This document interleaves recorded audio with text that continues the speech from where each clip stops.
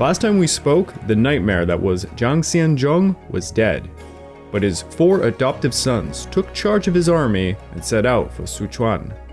They brought their forces down upon Yunnan and built a new base of operation in the province. Meanwhile, Emperor Yongli was doing what he did best, fleeing for his life as the Ching gradually began their march south. Sun Kewang, always the opportunist, saw a new way forward to pressure Emperor Yongli for the title of Prince of Qin, and perhaps he could take the dragon throne for himself.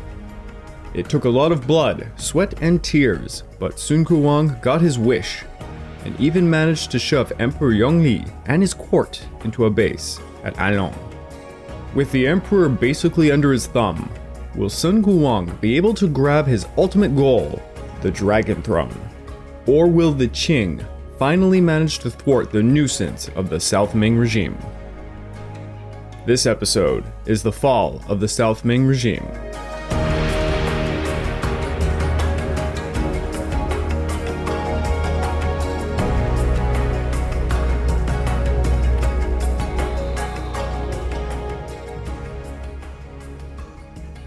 Welcome to the Fall and Rise of China podcast, and I'm your dutiful host, Craig Watson. But before we can begin, I just want to remind you all that this podcast is only made possible through the efforts of Kings and Generals over at YouTube.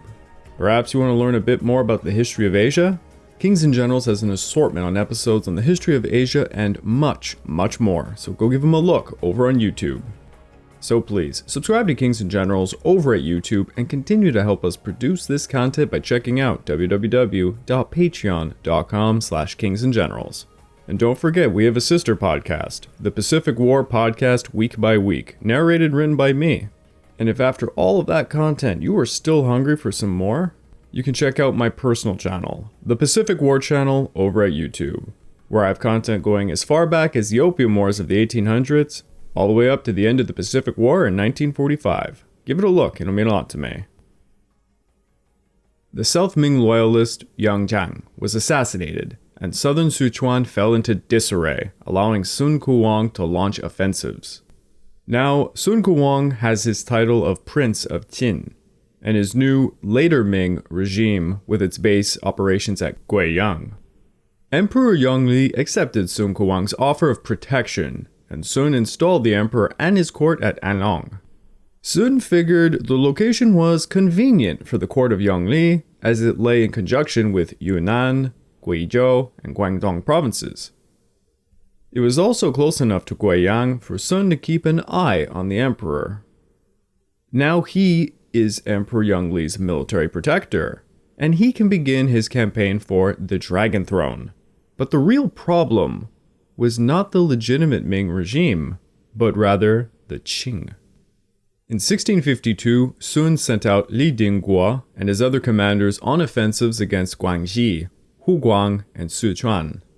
Li Dingguo reportedly had 50 war elephants and 100,000 troops under his banner, of which 30,000 were considered crack troops.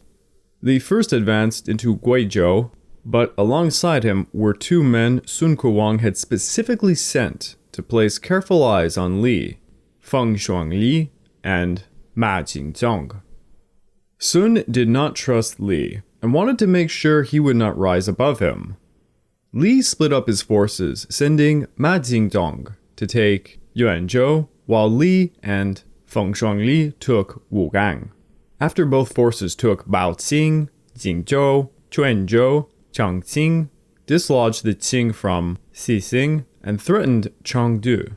This brought forward Kong Yude, who sent some forces forth, but they became stuck near Guilin, where Li Dingguo smashed them.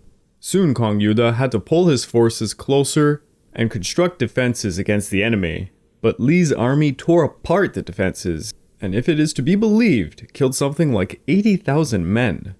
Probably an exaggeration. Kong Yude's surviving forces were in flight, being pushed for miles. Kong Yude tried to form a defense around the Yan Pass with 3,000 troops, but Li's war elephant cavalry units led by Zhang Sheng and Guo Youming smashed through the Qing defenses, scattering the forces. On August the 3rd, Kong Yude was ambushed at the Dairong River. His entire army routed, and he was forced to retreat. Kong Yude tried desperately to counterattack Li's forces at 2 points outside the city, but was routed each time and had to pull back within Guilin. On August the 7th, Li reached Guilin as Kong Yude sent out messengers calling for reinforcements. Kong directed the city's defenses from atop its walls and was hit by an arrow during the battle. The fighting was brutal as Li's artillery rained hell upon the city. It was said bodies piled up like mountains within the walls of Guilin, yet it still held for 2 days before Li noticed a part of the north wall had a culvert, that is a duct for water, which could be used to sneak inside the city. Kong had apparently overlooked this weakness, and Li personally led 50 crack troops through the culvert, and at dawn they attacked the inside of the city. Many 5th columnists joined in as the mayhem began, and Kong Yude thought he might flee, but then, to his despair, there was a major wall breach and he was effectively stuck. Thus, he chose to commit suicide within the Ming prince Jinjiang's estate. Kong Yude's entire household and all of his children were killed, with the exception of a single daughter. After capturing Guilin, Li pushed back east as the Ching forces scrambled to defend Wuzhou and protect the path to Guangdong. Over the next month, Li's forces would recapture Pinggul, Wuzhou, Liuzhou, Yongzhou, Hangzhou, and Baoqing. By the way, you're going to notice I will name a ton of the same cities over and over again. The Qing Ming continuously capture another cities, but they rarely garrison them enough to thwart recaptures, making this quite a nightmare, honestly, for telling the story as a podcast. Li then dispatched Ma Jingzong and Feng Shuangli to take Changsha next. In just a mere 7 months, the Ming armies had recovered 16 cities, 2 prefectures, and killed a possible 300,000 Qing. The reputation of Li Dingguo skyrocketed, and this was all greeted with absolute joy within Emperor Yongli's court. On top of this, Li Dingguo began sending his plundered booty to restore the imperial palace and question some of Sun Kewang's appointments. As you can imagine, it incited immense jealousy from Sun Kewang, who began plotting to liquidate his adoptive brother. Sun secretly ordered Feng Shuangli to abandon Baoqing without telling Li, and this exposed Li to an incoming attack from the newly appointed Qing field commander in charge of Huguang province, Prince Nikan. Meanwhile, Qing princes Shang Kexi and Geng Zimao were dispatched to pacify Guangdong and Guangxi. Wu Sangui was ordered to pacify Sichuan, but was being tied down heavily in its northern sector. Maybe he was fighting all those tigers. Wu had discovered that Sichuan was so devastated it made things ruinous for military campaigns. He lacked the resources to do much against the countless bandit armies and the newly emerged forces of Sun Kewang, which he referred to as a poison overrunning the province. As for the entire situation, as Wu put it, Chengdu was a devastated ruin, and all was empty around it. The dead and starving were everywhere, and for hundreds of li, there was no cooking fires, but bandit gangs roaming, allying themselves with the Ming freely. All of Sichuan is in the hands of the bandits, and their strategic situation has already improved greatly since their emergence. Without men or material, where will I get the resources to recover land and extirpate the bandits? Nonetheless, in February of 1652, Wu and his subordinate, Li Guohan, made an offensive through the Jianmen sword pass all the way to Jiading. By April, they captured Changqing, and by May, northern Sichuan was considered fully pacified. Still, Wu and Guohan had no illusions. The bandits and the Ming defenses in the south remained dangerous. But the giddy young Qing emperor assumed Sichuan as a whole was weakened and thought Wu would be able to assist Nikan in his mission. The young Qing emperor also sought to mass large armies to retake Yunnan and Guizhou after Sichuan was taken. Quite a large order. A grandson of Nehachi, Prince Nikan served with Prince Huguang in western China and held an assortment of administrative posts in the capital before he was appointed Dingguo and Ba generalissimo in charge of pacifying the distant regions. This was following Kong Yuda's death. Prince Nikan proceeded into Huguang at the head of his army of 100,000 men. Like most of the Ching commanders, Prince Nikan was given orders to accept the surrender of anyone who submitted without a fight, and that was paramount to protect the people. Strict military regulations were to be enforced, forbidding the rape and pillaging of whom were supposed to be their loyal subjects. Understandably, you can't go around abusing the people you want to govern after all. Nikan's army marched to Guangxi to do battle with Li Dingguo, and he was promised aid from Xi'an. The Qing military operations were consuming more than half of the Qing government's revenue, and they knew they should be cautious and secure taxable lands before venturing too deep into the southwest again. Nikan's forces successfully defeated Li Dingguo's subordinates, Ma Jingzhong at Yuezhou and Zhang Honggong at Changsha. Nikan pursued them west and encountered Li Dingguo's scouts near Hengzhou. Nikan defeated some of Li's forces at Hengzhou, sending him on the run, but then Li set up an ambush near Guiyang, where Nikan's army sustained heavy casualties. Nikan pushed forward, with his vanguard running into another ambush near Yangzhou. Li feinted a retreat, and soon Nikan's army was stretched out widely into 3 groupings. Li then personally led his forces, brandishing a great sword on a horseback right into battle. Nikan fought bravely, but was overwhelmed and speared off his mount. Li severed Nikan's head from his corpse and paraded it around before falling back to Huguang. The Qing were absolutely shocked. Emperor Shenzhi screamed, "In all of our dynasty's military history, we've never suffered a loss like this." The Ming scholar and philosopher Huang Zongxi said of Li Dingguo's victory, "It was the most complete Ming victory since the Wanli reign." The prefect of Guilin said of Li Dingguo's victory, "The Duke, Li, uses troops like a god. He's like a zhuge. His laws and regulations are clear and strict without committing the slightest mistake. And he combines the strong and the weak in his brigades with all knowing their roles. Thus the people practically fight to join him." The Qing licked their wounds, and now put the veteran collaborator Hong Chengchou in charge of all operations in the far south.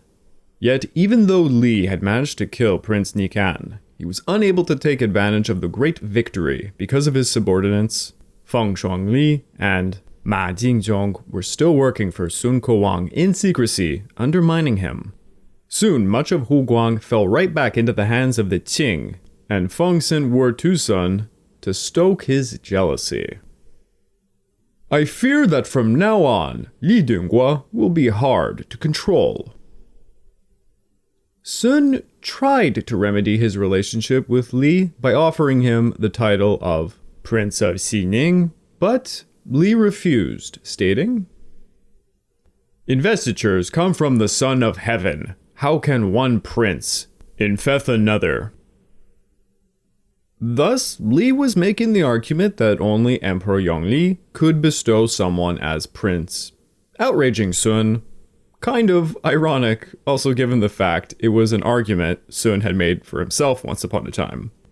Sun was publicly praising Li's victories, while privately trying to destroy him. Sun sent countless letters summoning Li Dingguo to discuss strategy, but instead Li camped in Baoqing and ignored him. It turns out Li was being tipped off by Lu Wenxiao's son, that Sun was probably trying to kill him. Li worried not just for his own life, but for the life of his family who were still in Yunnan. Now it should be noted, Li Dingguo's army's success was primarily a result of his training programs and leadership. Li was an extremely capable military leader. He understood the limitations and strengths of his forces. For one thing, he did not believe in sticking around in one place for too long.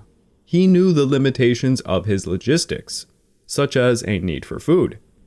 His experience as a bandit leader was of grave importance for the survival of his forces, as most of their campaigns relied on moving into territories, securing resources, and then moving on.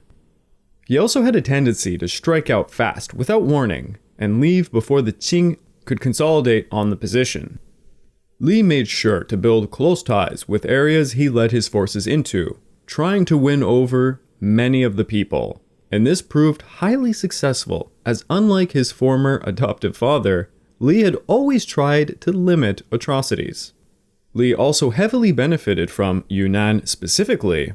He was running around with war elephants after all, fearsome shock units, though very expensive to feed and maintain.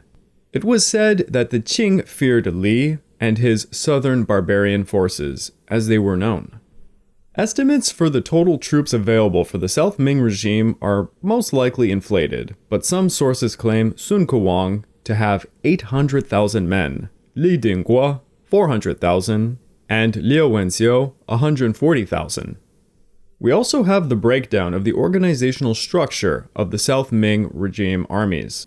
For mobile brigades, Yaoji, each with a commander, consisting of 2 brigades, Ying, which held around 1,750 troops. Then there are 5 vice commanders, De Si, each with 350 troops, divided into 5 separate units of 70, further divided into 5 squads of 13. Now for a regular brigade, they each held 3,000 troops with 10 battalions of 300, subdivided into 2 companies of 150 each. Lieutenants led platoons of 30 men and sergeants squads of 10. The South Ming regime were bolstered heavily by minority troops, which themselves brought a variety of differing weaponry and military tactics. It's quite hard to gauge, but some modern scholars estimate there was a ratio of about 1 gun per 15 soldiers overall.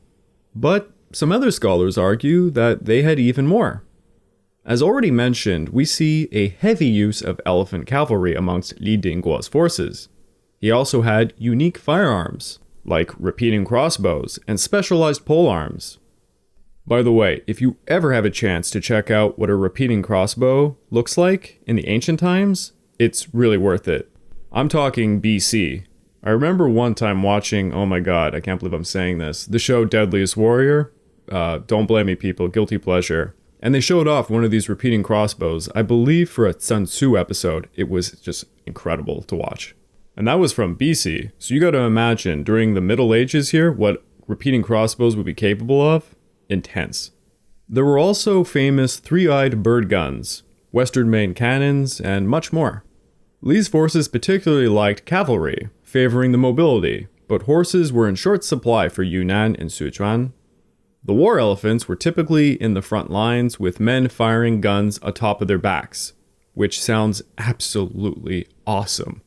Li Dingguo's campaigns also came with horrifying consequences for the common folk. It is estimated up to a possible 1 million commoners were killed during the offensives in 1652 from just simple war conditions and famine.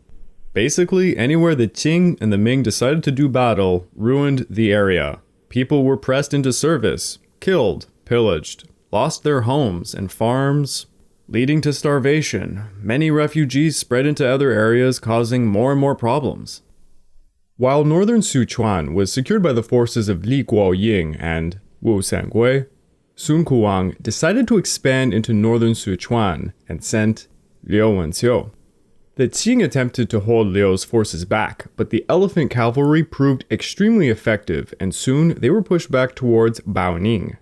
A large reason the elephant cavalry was so successful was because they simply spooked the Qing horses. Though, for anyone who knows their Mongol war history, you can already see how using war elephants might prove disastrous. While horses are indeed spooked by elephants, horse-mounted archers can easily spook elephants back by pelting them with arrows and flanking them. Regardless, from many of the sources I have read, this seems not to be the case until later on. Liu Wenxiu soon took Chongqing, Chengdu, with the aid of his elephants and heavy cannons. Then he felt the time was right to march on the Ching stronghold of Baoning. Liu besieged Baoning with 50,000 troops, while another Ming commander, Wang Fuqian, built floating bridges to cross the Ling River to cut off the escape from Baoning. Wu Sangui argued with Li Guiyang that they should retreat to Hanzhong.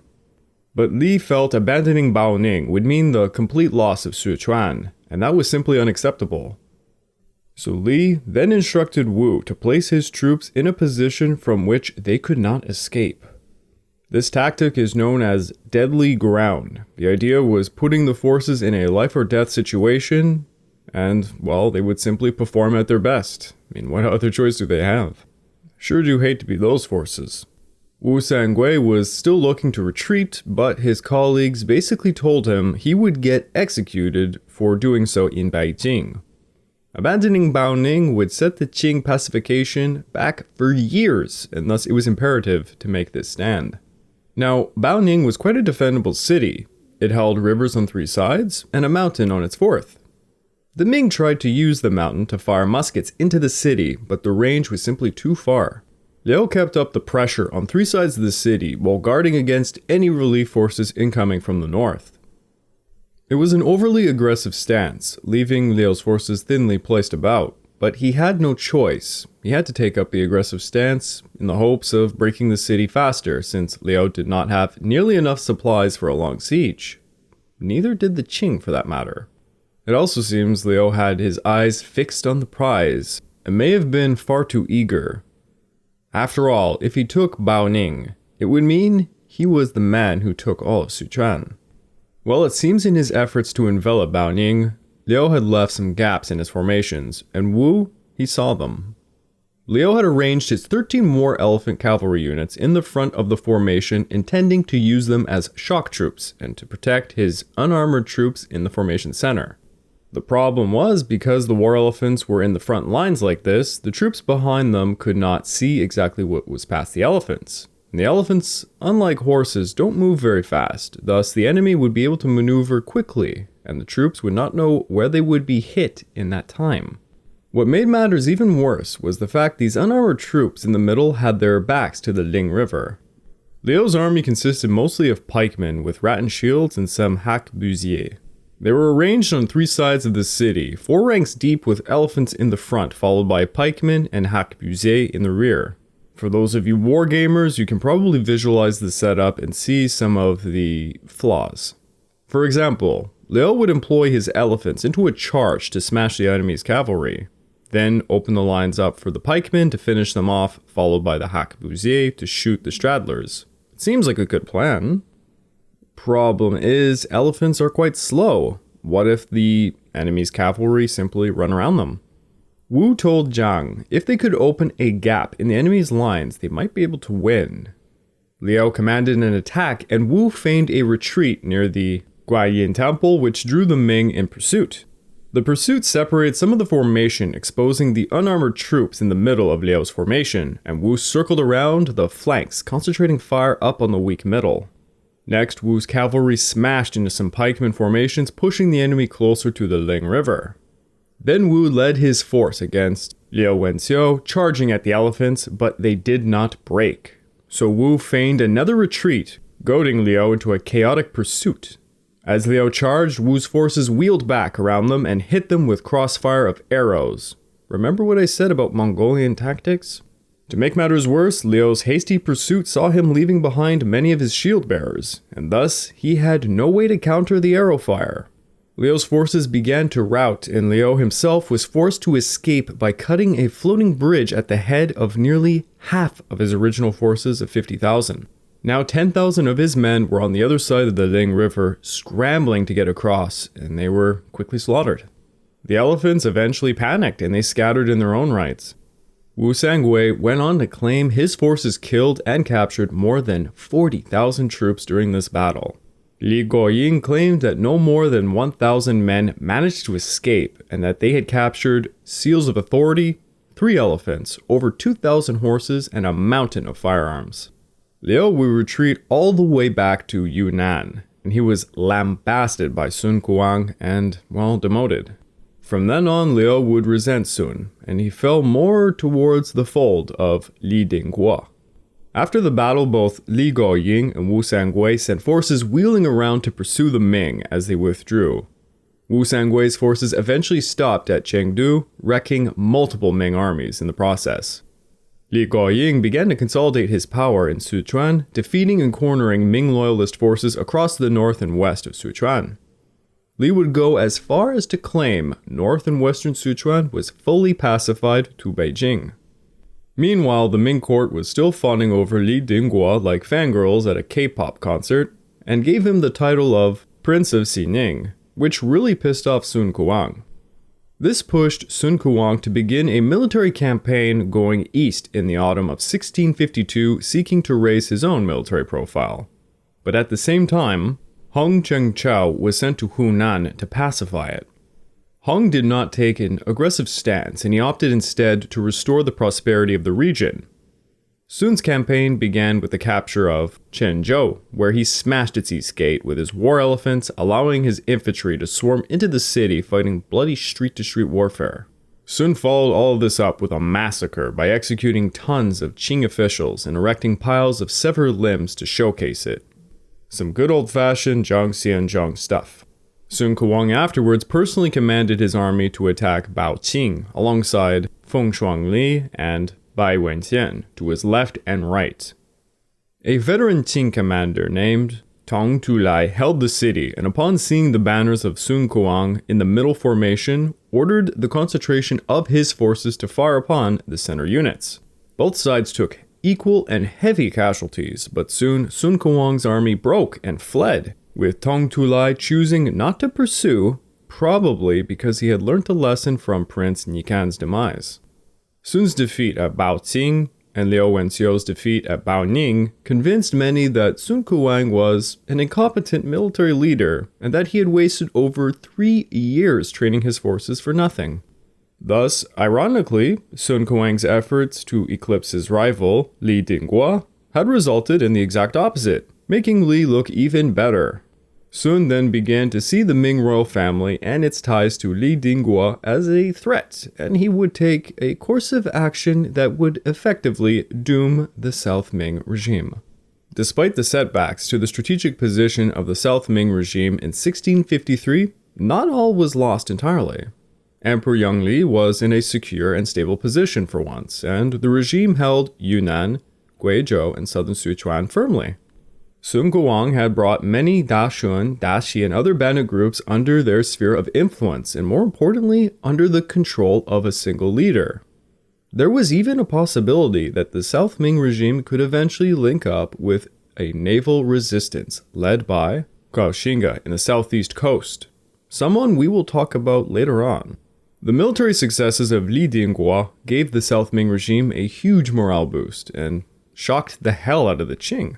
But beneath the surface of all of this, things were not well internally for the Ming loyalists.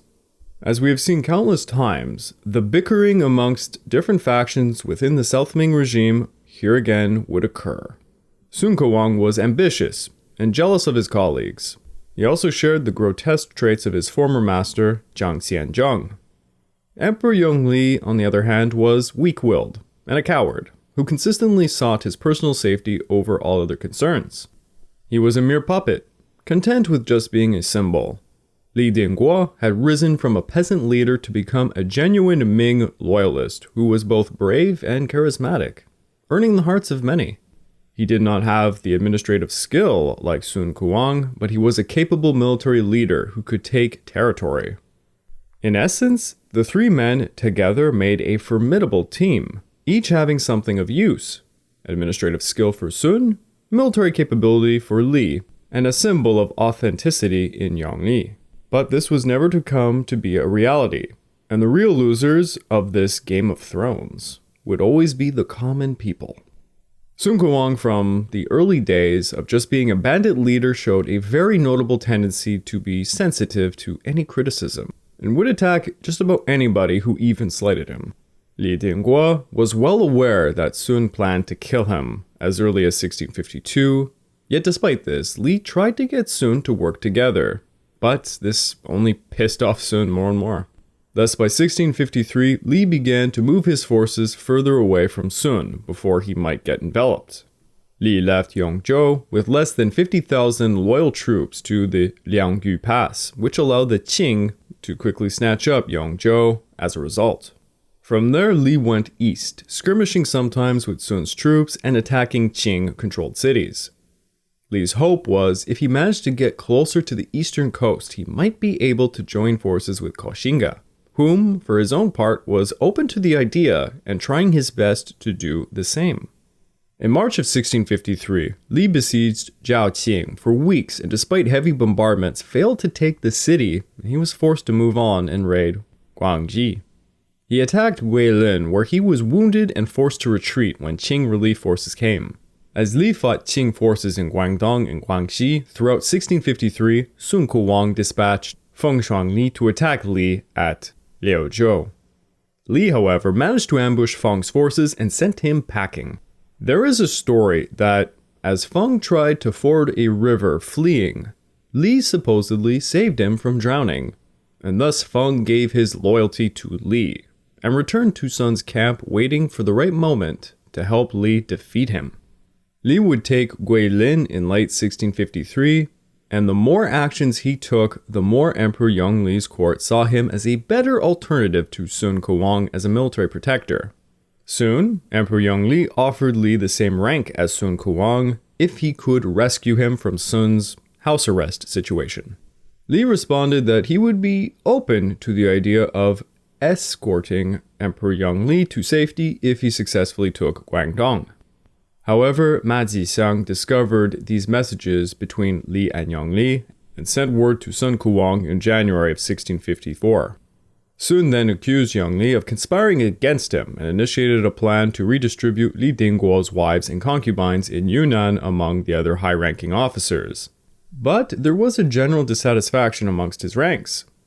Almost a full-blown mutiny had occurred at one point, and thus his devious plan never really came to fruition.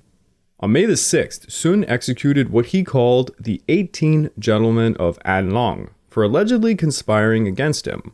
Their ringleader, Wu Jianmin, strangled himself while the others were publicly flayed and decapitated. It's been a while since we've had some of this more gruesome stuff, eh? The entire ordeal began when Emperor Yongli was accused of conspiring against Sun Kewang, and then he threw the 18 gentlemen under the bus to save himself, because this is Emperor Yongli, of course. In the spring of 1654, Sun had with him 370,000 troops prepared for another eastern campaign, while Li Dingguo had launched his own into Guangdong, hoping to always link up with the infamous Koxinga. Li managed to push all the way up to Gaozhou, located in the southeast of the province. Next, he besieged Xinhui, just a bit south of Guangzhou. While he besieged Xinhui, he asked Koxinga for assistance, but this never came to fruition, and thus the siege lagged into 1655. Li's situation became very desperate. His men were soon reduced to eating their own horses. Then the Qing reinforcements commanded by Shang Kexi arrived, and despite Li having arrayed his cannons and elephants for defense, the cannons allegedly were not working properly during the battle, allowing the Qing to take some high ground against him. Shang Kexi and his colleague Geng Zimao from the vantage point were able to outflank Li and cause his elephants to rout, running through his own army, causing massive chaos. Li had already lost countless thousand during the siege, and the Qing attack simply broke them. They soon fled for their lives. Shang Kexi boasted, "They scattered like rats before the might of the Qing." Li fled back southwest with the remnants of his forces, around 10,000 men, with just 3 war elephants left and possibly 60 to 70,000 refugees as he was pursued by the Qing. He was finally able to breathe when he destroyed a bridge behind himself, stranding the Qing and managing to escape to Nanning. The Qing quickly grabbed up multiple cities, and Li's eastern campaign had ended up in a complete failure. With just a single battle at Xinhui, over 3 years of Ming victories had been swept away. Meanwhile, Sun Kewang had launched an assault on Chengde in the summer of 1655, bringing with him Liu Wenxiu, who had tried to retire in dismay from his major defeat. But Sun would not allow this. When his forces got close to Chengdu, they were ambushed by the Qing forces and they had to make a fighting retreat, losing 6 subsequent battles to them. Many of Sun's forces fell to the Qing, starvation and disease. Feng Shuangli was wounded, and some other 40 generals simply surrendered to the Qing in what became a catastrophic campaign. One thing that made Hong Zhengzhou uneasy despite the great victories was that the Ming forces under Sun Kewang seemed to be using riverine units to great effect.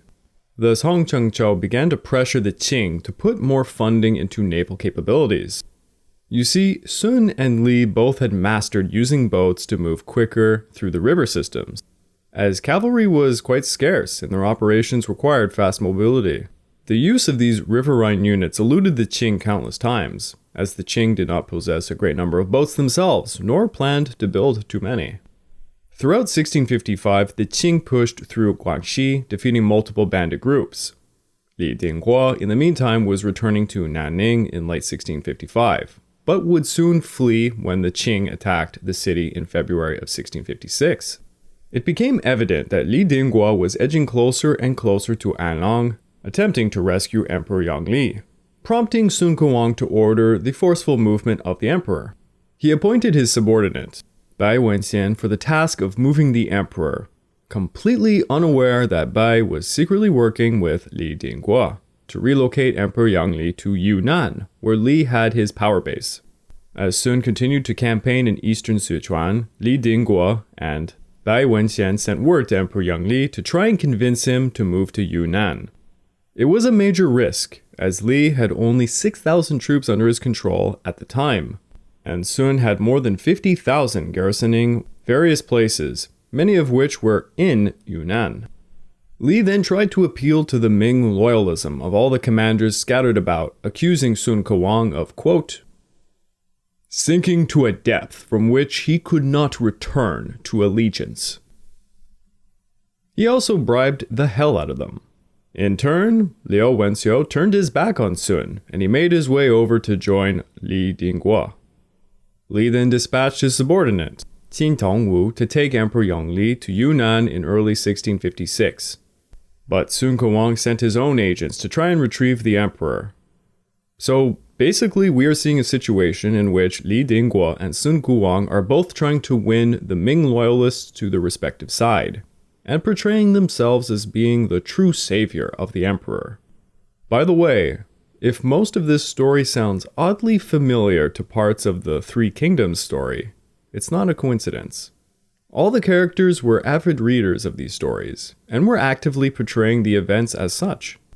What ends up winning the day was the cunning and deceptive allegiance between Li Dingguo and Bai Wenxian, because despite all that was going on, it seems Sun Kewang still thought Bai Wenxian was his loyal man, helping move the emperor for him. At a critical moment, Sun Kewang sent an army to apprehend the emperor, and Bai Wenxian stopped the force, saying this: "The Son of Heaven is here.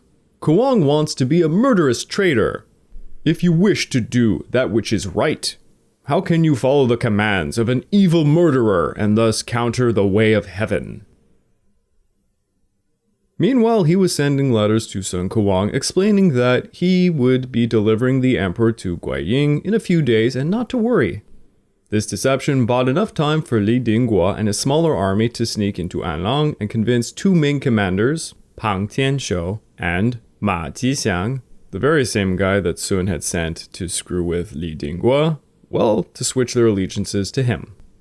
Li Dingguo consolidated his forces with those of Bai Wenxian, and they began to escort Emperor Yongli out of Anlong on February the 20th. It is said the populace lined up the roads and wept for joy as Emperor Yongli entered Yunnan alongside Li Dingguo. The emperor quickly occupied Sun Kewang's former residence in Kunming, and once he felt safe and comfortable, he began to distribute new titles and offices to all those who aided in his great escape. Li Dingguo and Liu Wenxiu were named the princes of Jin and Shu. Despite all of the craziness, Li Dingguo still hoped to bring Sun Kewang back into the fold, and he sent Liu Wenxiu back to Guiyang as an envoy. However, Emperor Yongli advised Liu not to go in person, remembering the execution of the 18 gentlemen at Anlong, So instead, Liu wrote a letter in blood to Sun Kewang.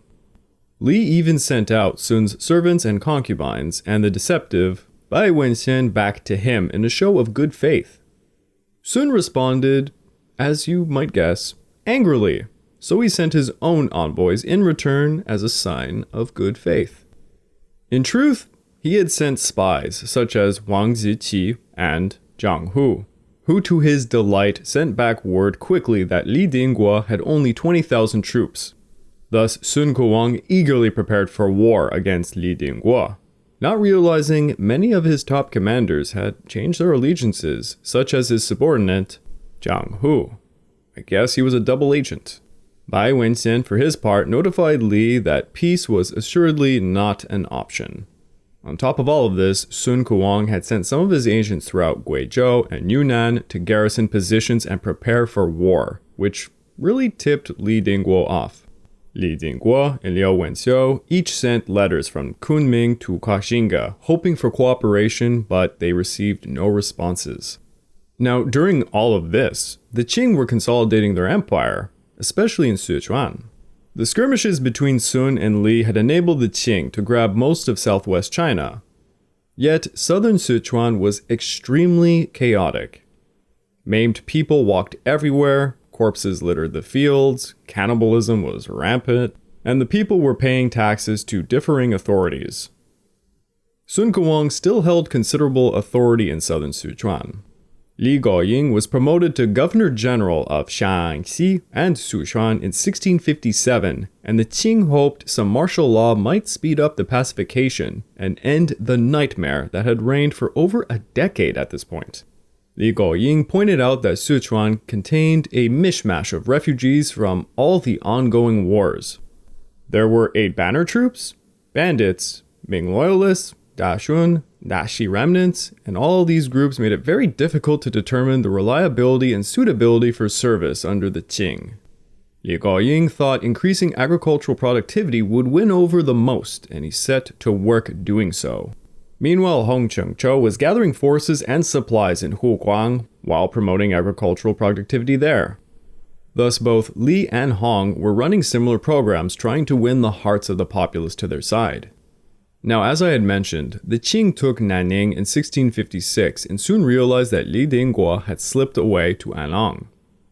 The Qing commanders worried that their supply lines were stretched too thin, and Hong Chengzhou favored using Guilin as a main base of operations for enclosing the southwest. To Hong Chengzhou, the main threat was Emperor Yongli and his entourage because he held the most significant challenge to the Qing, that of legitimacy. The Qing were given word of the growing war between Li Dingguo and Sun Kewang, and they chose to allow Hong Chengzhou to build up his forces and supplies for the time being and to let the enemy rot from within. The entire time the Ming were bickering, the Qing were amping up agricultural productivity in multiple provinces, winning over more and more of the populace. In the summer of 1657, Sun and Li finally came after another. Sun, with his 140,000 strong army, marched upon Yunnan, leaving Feng Shangli to hold Guiyang. Li Dingguo and Liu Wenxiu had around 50,000 troops, and they took up a position at Qixing, building up wooden defenses there. By this point, Li and Liu had persuaded many of Sun's subordinates to turn coat, using every means possible. But despite this, they still feared the upcoming clash. Sun arrayed his forces into 36 brigades once he hit the Yunnan border, and he made his way to the nearest city, Jiaoshui. When the two armies came 10 miles from another, Sun placed Bai Wenxian in his vanguard, which would prove a disastrous mistake. It turns out Sun's spies finally told him Bai Wenxian was a turncoat, so Sun rightfully threw him in the front. But unbeknownst to him, Bai knew, Sun knew, and he planned for this. Oh, how the turntables. At the critical start of the battle, Bai sent a signal and his troops wheeled around, smashing into Sun's other commanders, aided by another turncoat general. Before Sun could even respond, the turncoat units were eliminating his loyal units one by one. Sun panicked and sought to withdraw, but two of his loyal subordinates, Ma Bao and Ma Weixing, both promised they would capture Bai and Liu, vowing to, quote, Eat Bai's flesh for his betrayal. We outnumber them 10-1. When one person advances, we retreat. Are there no men among us? Thus Sun sent Ma Bao and another subordinate, Zhang Sheng, with 4,000 troops to make a flanking maneuver while he drove straight into the vanguard himself. The outcome was catastrophic. Ma Weixing simply bolted away. Zhang fled towards Kunming, hoping to switch sides, and Ma Bao did not follow through because it turns out, yep, he was a turncoat as well. There are even accounts that Ma Bao's men were firing blanks to make it look like they were helping.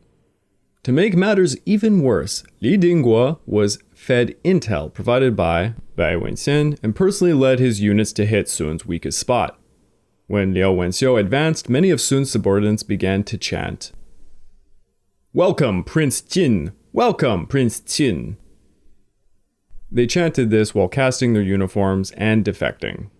Soon banners of Li and Liu were filling the battleground. Sun was being undone by his own army. Even though Sun's loyal forces still outnumbered the enemy 3-1, they quickly collapsed and Sun was forced to flee for his life. Sun and just a few dozen followers fled through thick forests, making their way to the nearest town, which was named Puding. Puding is kind of a funny name. Anyways, of all people, Ma Jingzhou was holding the town, and he closed the gates on them. When Sun screamed at the gates he was the ruler of the realm, Ma retorted, "The ruler of the realm left with an army of 160,000. Now there is only a few thousand. You certainly are just bandits." Next, Sun and his followers ran to Guiyang with Liu Wenxiu hot on their heels.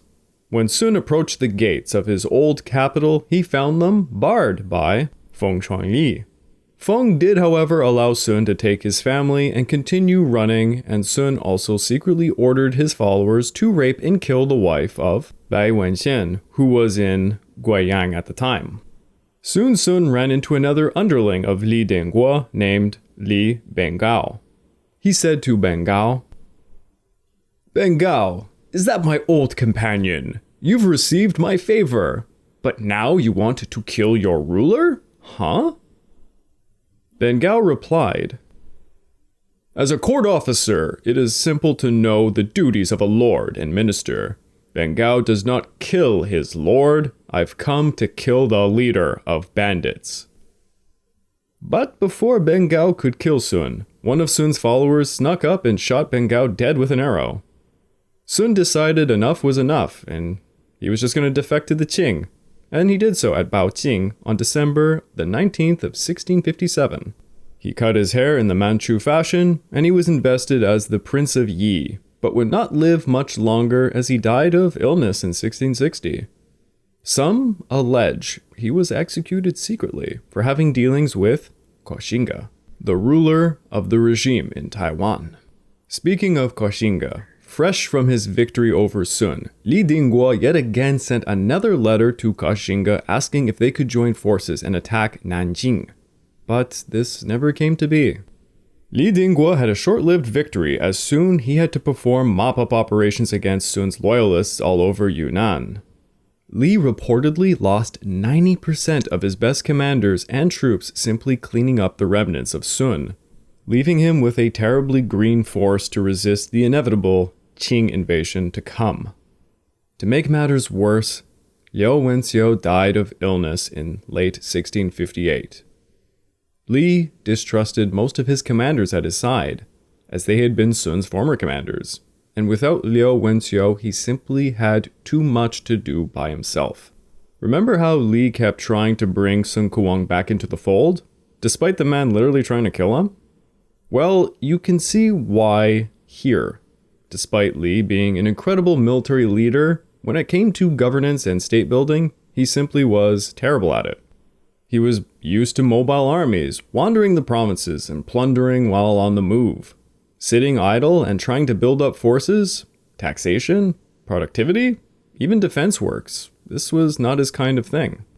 Before Liu had died, on his deathbed he told Li he should flee and establish a new base of operations in Shanxi, or maybe even sail down the Yangtze to join Koxinga. The loss of Liao Wenxiu was a hard one, as Li trusted pretty much no other former commanders under Sun, apart from Bai Wenxian, who proved quite helpful. Regardless, Li strove on preparing what defenses he could. 3 Qing armies advanced on Yunnan from 3 different directions, planning to converge upon Kunming. Wu Sangui marched from Sichuan, Liu To would march from Huguang, Zhou Beiti from Guangxi, and Hong Chengchao had overall command. At this time, Hong Chengchao was quite old and his health was beginning to fail him, so he could not take a field command. Just because he was old and ill did not mean he did not have some sneaky tricks up his sleeve, however. Hong Chengchao sent a number of spies into Yunnan to gather intel and perform a misinformation campaign to lead Li Dingguo's forces to believe that Qing were actually much further away than they were.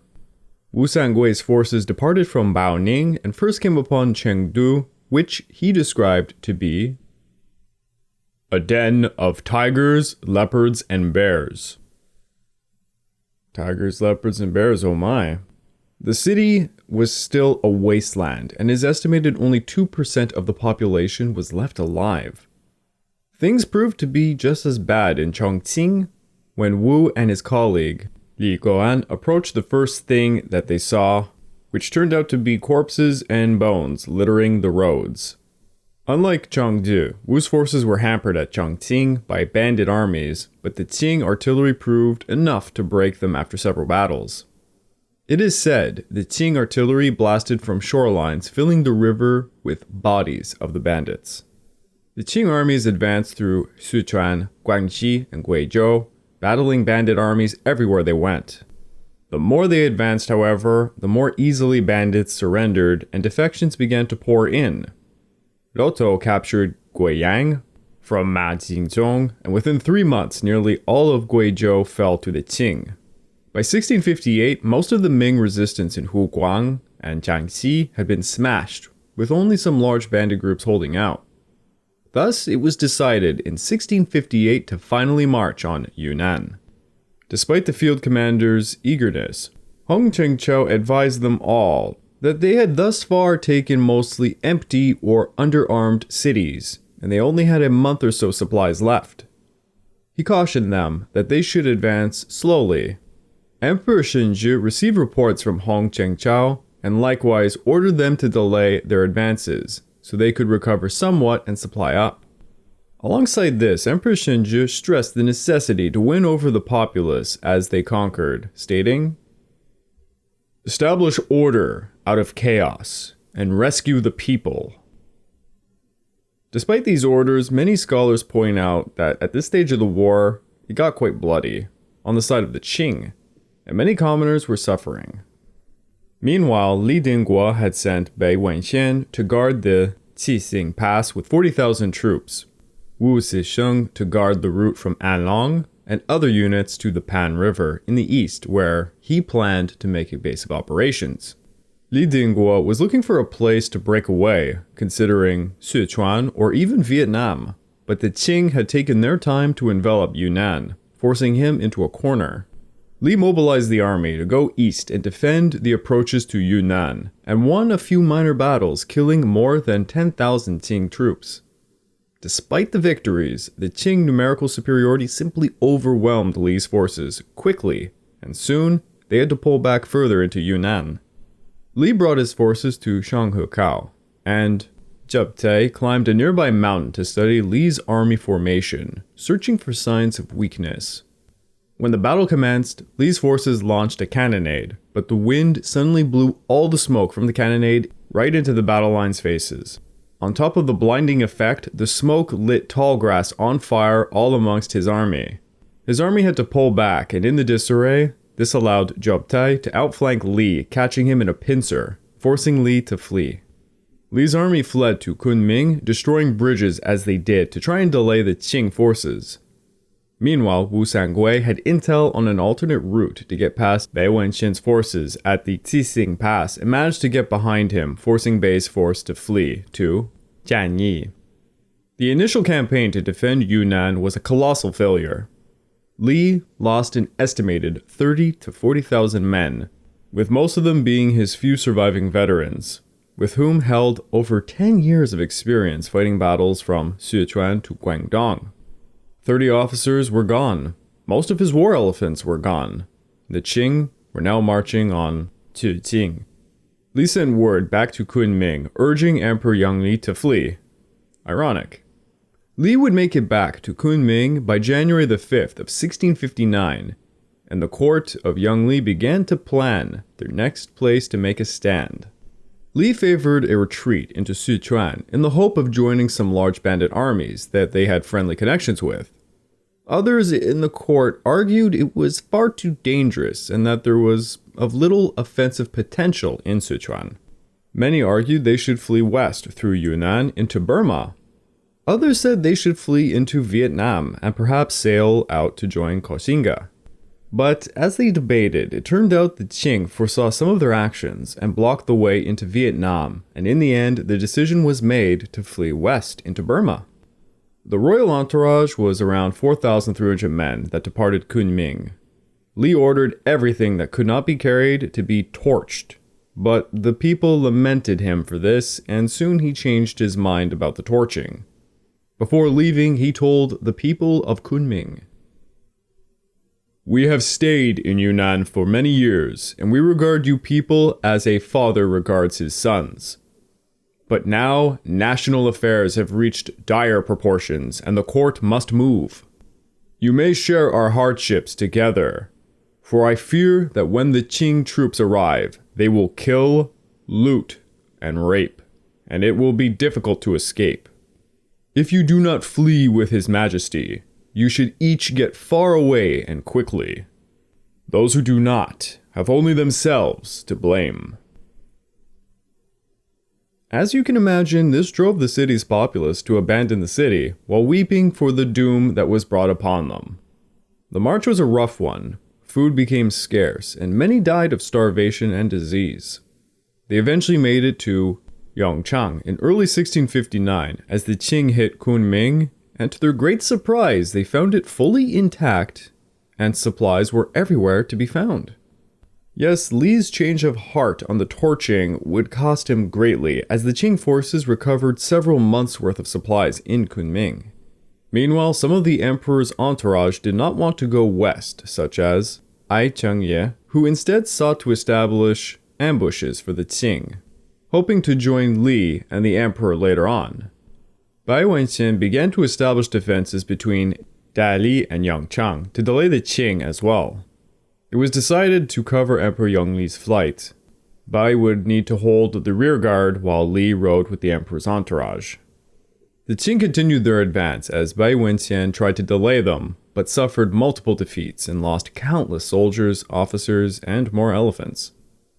Meanwhile, Li destroyed the bridge over the Lancang River, hoping to further delay the Qing, but the Qing were efficient at building rafts and crossed each river with ease. The Qing would reach Yangchang in March of 1659 and proceed to plunder it heavily. Li and Bai held a council of war, and Li argued they should try to fight a decisive battle in Yunnan, but Bai urged that Emperor Yongli's safety was more important. Regardless, Li was adamant about fighting, and he set up multiple ambushes along the mountain range of Mount Mopan, west of the Nu River. With only 6,000 troops against around 12,000 of a Qing vanguard, Li felt he could do some real damage. He split his forces into 3 groups, stationing them in ambush sites to hit the vanguard of Wu Sangui. Wu Sangui's vanguard had been having a few easy days with no real excitement, so he was marching with a loose formation into the mountain range, not expecting to be attacked. The ambush signal was triggered, and Wu immediately ordered a retreat as all hell broke loose and cannons and arrows rained down upon his men.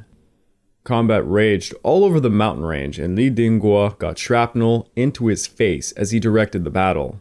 The fighting went on for half a day, seeing corpses pile high on both sides like mountains. In the end, Li made a fighting withdrawal. The Ming forces ended up losing a third of their total numbers while inflicting up to 10,000 casualties upon the Qing.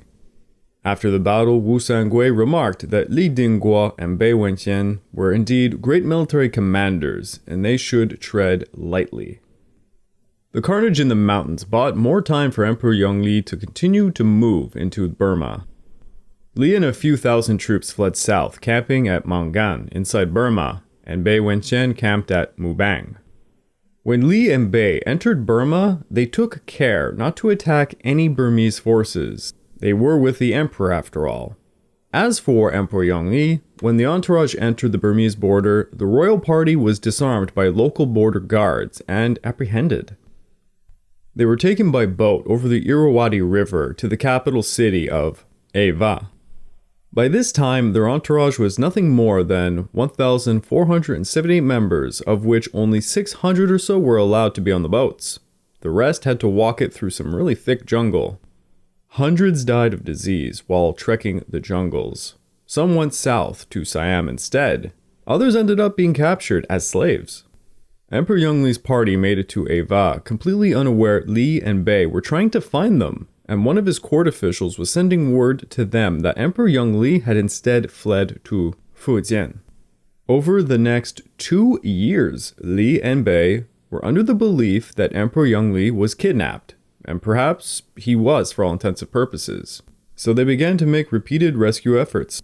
Meanwhile, the Ching consolidated their position in Yunnan, and their enormous occupational force was exacerbating the province. Soon, famine spread. For both the populace of Yunnan and the Qing forces, the situation was growing quite dire. The costs for garrisoning Yunnan was estimated to exceed the entire military revenue for the empire, over 9 million taels of silver. The situation grew worse when Li Dingguo began to work with local chieftains to form rebellions against the Qing menace. The trouble of banditry and rebellions would plague the Qing in Yunnan for months, far into 1661. While some Qing commanders like Wu Sangui pushed for apprehending Emperor Yongli as soon as possible, Hong Qingqiao favored a gradual pacification of Yunnan before campaigning. Hong had seen countless failures in Guangxi, Sichuan, Guizhou, and understood the need to win the hearts of the populace so that victory would be less costly. In all honesty, he seems like quite a wise man. Meanwhile, in Burma, Bei Wenqian advanced towards Ava, trying to rescue Emperor Yongli, who he had assumed was kidnapped. This led the Burmese forces to treat both Bei and Li's small armies as threats. Bei and Li consolidated their armies and defeated a Burmese force, killing several thousand. After defeating the Burmese force, they negotiated a 3-day truce, asking for the Burmese to hand over the emperor. After 3 days, instead of handing him over, the Burmese sent another army to attack them, and they were swiftly defeated. When they demanded the emperor be handed over again, the Burmese commander said to them, "Now, how can we send Yongli to you? You have the temerity to attack our city, but the land and water don't favor you. We can hold out for 2 to 3 years without fear." Thus, they continued to march on Ava and besieged it, prompting the king of Burma to amass over 150,000 troops with over 100 war elephants to defend the capital. That's a lot of elephants. This entire time, Li and Bei both tried to write countless letters to the emperor, failing countless times. But then one letter got through in 1661, and Yongli responded, "Use unorthodox troops to rescue me." Kind of a weird letter to write, but anyways, they did just that. They made a direct attack on the city, preparing to cross the Irrawaddy to hit the walls of Ava. That night, they opened fire with their heavy cannons and began building floating bridges.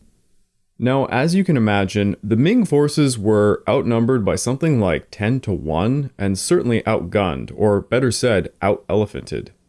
Regardless of their numbers, the Burmese used the cover of night to cut the bridges to Ava, forcing the Ming forces to pull back. Then in April of 1661, a Burmese army of 150,000 with approximately 1,000 war elephants showed up and gave battle. That number of elephants has to be inflated. 1,000 war elephants? What is this, the siege of Minas Tirith? Anyways, it is said Li Dingguo went forth to the front of the battle with a large sword and grabbed an elephant's tusk as he hacked its trunk off. The elephant fled afterwards, making Li the largest badass I've ever heard of. And my god, that poor elephant if that's true. It is also said Bai Wenxian managed to perform a rear flank attack, killing thousands and drove the Burmese army back, which must have been incredible given the disparity of numbers. It's like they have 10,000 guys managing to defeat an army of 150,000 and 1,000 more elephants? Yeah, there's some number problems here. The Ming proceeded to continue building the fleet of boats and rafts after the battle and besieged Ava yet again. The Burmese sent word they would release Yongli if the siege was lifted, and I am generally confused writing about this one. It's as if the Burmese army was a paper army or something. I mean, come on, the Ming force is 10,000. How are they managing to defeat the capital of Burma in this large army? Regardless, the Burmese did not hand over the emperor and instead began to construct more defenses in Ava. Meanwhile, the Ching had sent letters to Li and Ba asking them to defect to the Ching, as they were mobilizing their own assault on Burma to grab Emperor Yongli. In June of 1661, the king of Burma, Pindal, was executed and replaced by his brother, Pai Min, who assumed a more aggressive stance against the Ming forces. For his enthronement, there was a, quote, water spirit ceremony, and an official of Yongli's court, Mu Tianbo, was chosen to be a sacrifice. Mu Tianbo fought ferociously, killing a few guards before being executed. After this, Emperor Yongli lost all hope and lamented, "The Dowager Empress is sick again, and it looks like I will be unable to go back to China, because the Tartars are coming to kill me. So please, return the Dowager Empress's bones to her old home. Now it's obvious I've been duped by traitorous ministers. If only I had invested Bai Wenxian as a prince of blood, and Ma Bao as a secondary prince, and followed the counsel of the meritorious officials, then I wouldn't have had these regrets." Still playing the part of the Son of Heaven, Emperor Yongli expressed regret at the fate of his loyal subjects in Yunnan, who were reportedly suffering at the hands of Wu Sangui and Hong Chengchao. When Bai and Li heard of the execution, they panicked and launched one final attack on Ava. This time they tried to use their 16 boats to get across to the city, but their force was driven back after only 3 days of combat, and they lost 11 boats in the process. Now Li and Bai lamented in despair, for their situation was quite dire. Ever since the Ming had entered Burma, the Burmese government began opening up talks with the Ching, hoping to curry favor. This facilitated the Ching to march into Burma with 100,000 troops in 1661. The Ching immediately sought to separate the forces of Li and Bai as they advanced towards Ava. The Ching had already sent word to the Burmese king that if Emperor Yongli was not handed over immediately, Ava would be besieged. And I'm going to take a wild guess that if the Burmese are having problems with an army of 10,000 Ming, 100,000 Ching might prove to be much worse. As the Qing closed in, Emperor Yongli sent a letter to Wu Sangui begging for his life, but Wu ignored it. When the Qing arrived at Ava, the Burmese told Emperor Yongli Li Dingguo was taking him away to safety, as they delivered the emperor straight into the hands of the Qing. How sly. Emperor Yongli was brought to Kunming and executed on May the 19th of 1662 on a small hill overlooking Green Lake. Yongli and his wife were strangled, and their ashes were poured around the Lotus Pond in Kunming. Wu Sangui allegedly felt remorse for not trying to save Emperor Yongli, though his story is not quite done. Li Dingguo and Bai Wenxian fled north, trying to decide their next move, but they knew they stood no real chance against the Qing force. Wu Sangui surrounded their camp, and Bai lamented, "I've disappointed my emperor, and I've let down Prince Jin." Bai Wenxian then surrendered to Wu Sangui's subordinate, Ma Bao, who also happened to be an old friend of his. Li Dingguo was given false word that Emperor Yongli had escaped, but required him for the rescue. By this point, Li had only 5,000 men or so there was really little he could do. Li fled east, hoping, as you guessed it, to try and get to Koxinga, the man I keep naming but never really speak much about. There is a reason for this. There will be an entire episode about him. Li tried to flee to Vietnam and slipped past the Ching, who were much more occupied moving Emperor Yongli back to Kunming at that point. Despite the fact Li Dingguo evaded the Qing menace, as he fled through the thick Burmese jungle, he was stricken, as were his men, with disease. On his deathbed, just as he got word that Emperor Yongli had been executed, Li Dingguo died on August 10th of 1662. He died telling his remaining son to never submit to the Qing, and would be remembered as one of the greatest loyalist heroes in Chinese history. I would like to take this time to remind all of you that this podcast is only made possible through the efforts of Kings and Generals over at YouTube. Please go subscribe to Kings and Generals over at YouTube and continue to help us produce this content by checking out www.patreon.com/kingsandgenerals.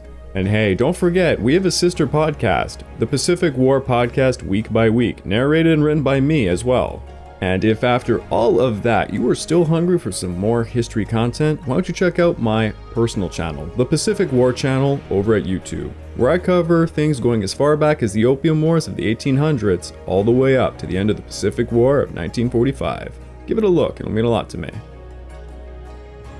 The last pretender to the Dragon Throne, Emperor Yongli, has been executed, and the adoptive offspring of Zhang Xianzhang have all fallen likewise. Yunnan and the rest of South China is being consolidated into the Qing Empire. All that remains is a few bandit groups. Or was it? I've mentioned his name countless times, but one problem still remained for the Qing: Koxinga over in Taiwan.